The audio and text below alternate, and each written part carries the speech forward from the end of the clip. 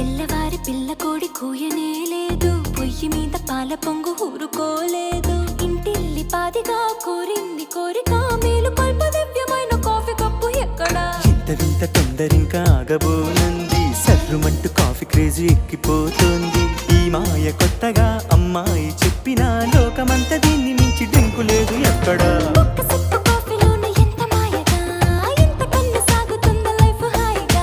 పొద్దు పొడిచి పొద్దు గోకి దాకా తోడుగా, కప్పు కప్పుకొక్క కొత్త అర్థముందిగా. అరే తెల్లవాడి టౌన్ నుంచి తెలుగువాడి వీధి దాకా కప్పు కాఫీ తగలకుంటే కాలమైనా ఆగిపోద. లోకమంతా వేరు వేరు పేరు పెట్టి పిలుచుకుంటే